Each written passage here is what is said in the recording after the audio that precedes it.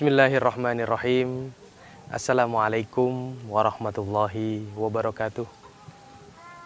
Allahumma salli wa sallim wa barik ala sayyidina Muhammadin wa ala alihi walhamdulillahi rabbil alamin. Jamaah yang dirahmati Allah, masih kuat ya dan masih sabar untuk menunggu beduk buka puasa.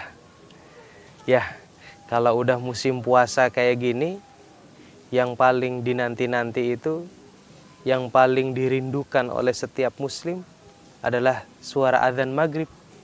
Karena itu pertanda, lepaslah semua bentuk puasa yang sudah diusahakan dalam sehari. Melihat dari puasa yang kita laksanakan, ternyata puasa telah mampu mendidik kita menjadi orang yang sabar. Nah, tetapi apa hakikat sabar itu sendiri? Ada yang mengatakan sabar adalah yang mampu menahan diri ketika tertimpa musibah. Betul. Tetapi ada juga yang mengatakan bahwa sabar adalah ketika seseorang berpegang teguh menjalankan perintah Allah, apapun bentuk kesulitannya dia jalanin. Itu adalah kesabaran. Dan bentuk kesabaran yang lain adalah usaha seorang muslim menjauhkan dirinya dari perbuatan dosa. Itu juga sabar. Ali bin Abi Thalib sampai kemudian mengatakan, sabar adalah sebuah kendaraan yang ditumpangi oleh orang yang tidak akan pernah jatuh ataupun tersungkur. Berarti apa? Orang yang bersabar pasti akan beruntung. Pepatah Arab mengatakan, man sobaro dhofiro. Ya, kita sudah banyak belajar tentang man jadda wajada atau man saro ala darbi wasola. Sekarang kita belajar lagi nih, man sobaro dhofiro. Barang siapa yang bersabar, dia pasti akan beruntung. Ya. Imam Al-Junaid mengatakan, sabar itu ibarat orang yang meneguk minuman rasanya pahit sekali di awal-awal. Tapi dia tidak merasakan pahit itu. Karena yang dia rasakan adalah rasa haus. Nah, kesabaran ini yang dibutuhkan adalah how to face the process. Bagaimana menghadapi proses kesabaran ini, inilah yang membedakan seorang muslim dengan yang bukan muslim. Sabar adalah akhlak yang terpuji.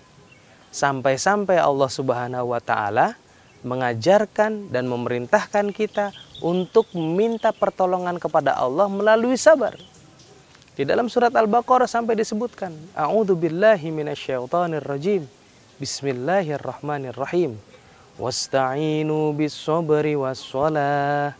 Wa innaha lakabiratun illa 'alal khashi'in. Dan mintalah tolong kalian kepada sabar dan sholat. Inilah yang berat. Kadang-kadang kita tertimpa suatu musibah, apa yang harus kita lakukan pertama kali?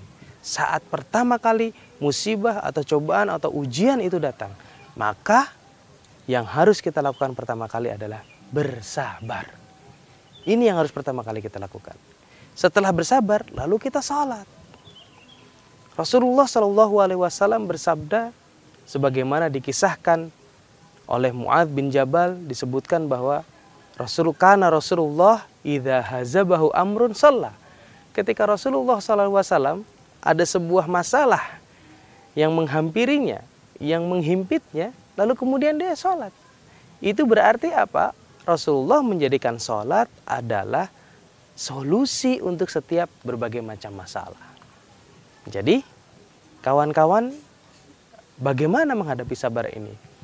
Tapi kadang-kadang banyak juga orang yang mengatakan, Ustadz, ngomong mah gampang Ustadz, tapi prakteknya kan gak gampang. Betul, prakteknya tidak gampang. Lalu, apakah ketika prakteknya tidak gampang, lalu kita memutuskan dengan tidak bersabar? Tidak boleh.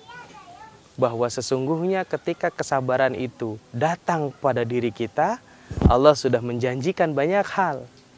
Yang pertama, kita akan diberi pahala 2 kali lipat. Bahkan ternyata lebih yang tidak terhingga. Allah Subhanahu wa taala berfirman, "A'udzubillahi minasyaitonirrajim. Bismillahirrahmanirrahim. Innama yuwaffas sabiruna ajrahum bighairi hisab." Sesungguhnya orang-orang yang sabar akan diberi ganjaran oleh Allah Subhanahu wa taala dengan ganjaran yang tidak terhingga.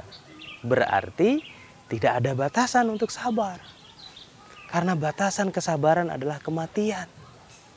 Bahkan kesabaran juga bagian bagaimana kita menerima takdir yang telah diberikan Allah kepada kita. Hati-hati, sabar juga bukan untuk urusan musibah, bukan untuk urusan ujian, tapi untuk urusan nikmat kita harus bersabar. Bersabar untuk tidak sombong, bersabar untuk tidak riya, bersabar untuk tidak merasa lebih kepada orang lain. Bahwa kemudian nikmat yang diberikan kepada Allah ini juga hakikatnya ujian. Liyabluwakum ayyukum ahsanu amala.